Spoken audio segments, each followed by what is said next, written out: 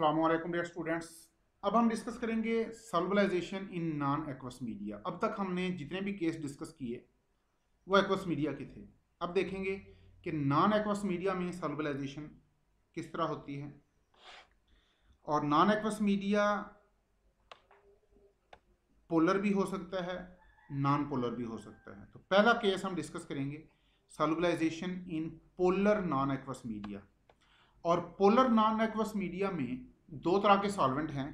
कुछ सॉल्वेंट तो ऐसे हैं जिनकी पोलैरिटी वाटर से भी ज़्यादा है, और कुछ सॉल्वेंट ऐसे हैं जिनकी पोलैरिटी वाटर से कम है। तो यानी केस वन में भी दो सब केसेस हैं। जो highly polar non aqueous solvent हैं लाइक ग्लाइसरोल एंड ग्लाइकोल, इनकी पोलैरिटी वाटर से भी ज़्यादा है। इनमें CMC डिक्रीज होगी और डिग्री ऑफ सॉल्वलाइजेशन इंक्रीज होगी as compared to that in water. In highly polar non aqueous solvent like glycerol and glycol, CMC of surfactant decreases and rate of solubilization, degree of solubilization increases. अब दूसरा case less polar solvent का, like in case of chloroform,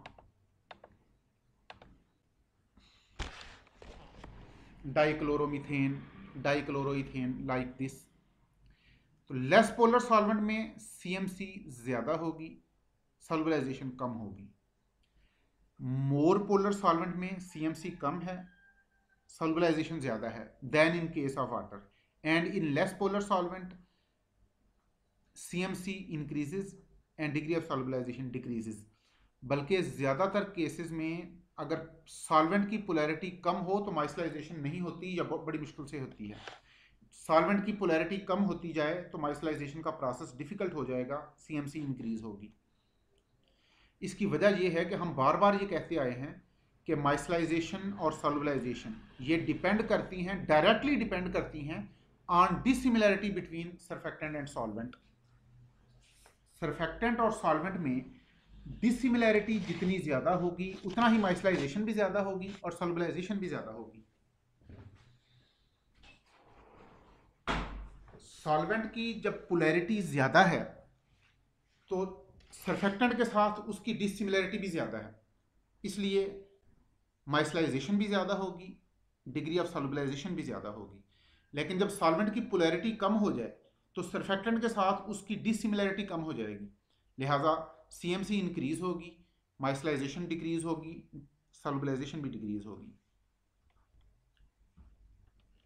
अब आ जाएं non polar non aqueous media की तरफ। Solubilization in non polar non aqueous media.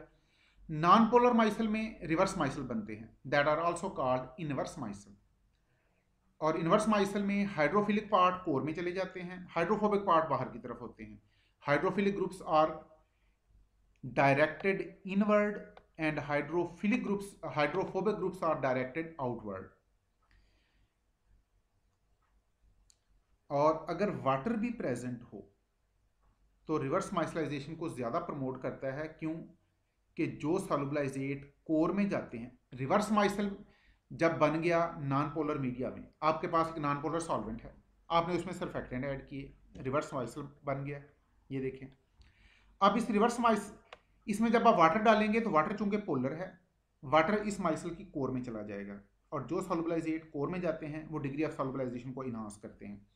और इसमें अब अगर आप कोई नॉन पोलर सॉल्वलाइजेट ऐड करेंगे तो वो यहाँ आएंगे। ये अब पैलिसेड लेयर है, ये जो ग्रीन कलर में है सॉल्वलाइजेट ये नॉन पोलर है, ये पैलिसेड लेयर में आ गया।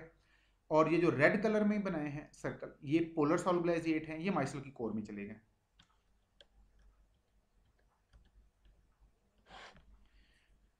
तो इन रिवर्स माइसल एक तो ये कि वाटर जब रिवर्स माइसल में आप ऐड करेंगे तो ये माइसल की कोर में जाएगा और ये रिवर्स माइसलाइजेशन को इनहांस करेगा। Presence of water in non aqueous medium,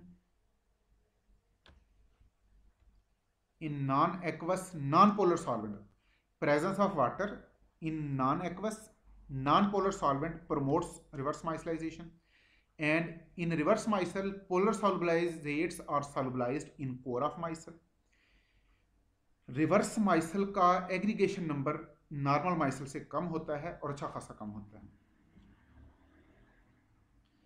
for micelle formation surfactant should be, अच्छा अब एक और चीज़ कि माइसल फॉर्मेशन के लिए ज़रूरी है कि सरफेक्टेंट सॉल्वेंट में पार्शली सॉल्युबल हो, चाहे वो एक्वस सॉल्वेंट हो, नॉन एक्वस सॉल्वेंट हो, पोलर सॉल्वेंट हो, नॉन पोलर सॉल्वेंट हो, सरफेक्टेंट उसमें पार्शली सॉल्युबल होने चाहिए। सरफेक्टेंट किसी सॉल्वेंट में अगर कंप्लीटली डिजॉल्व हो जाए तो भी माइसल नहीं बनेंगे, और अगर सरफेक्टेंट किसी सॉल्वेंट में बिल्कुल डिजॉल्व नहीं होंगे तो भी माइसल नहीं बनेंगे। If surfactants are completely soluble or completely insoluble, then no micellization takes place and no solubilization takes place. Oh, thank you very much, dear students. Inshallah, in next lecture, we will discuss the factor affected by solubilization. अब तक हमने वो factor discuss किए हैं जो सॉल्युबलाइजेशन को affect करते हैं, और अब हम वो फैक्टर डिस्कस करेंगे जिनको सॉल्युबलाइजेशन अफेक्ट करती है, but it will be next lecture इंशाल्लाह। Thank you very much. अल्लाह हाफिज़।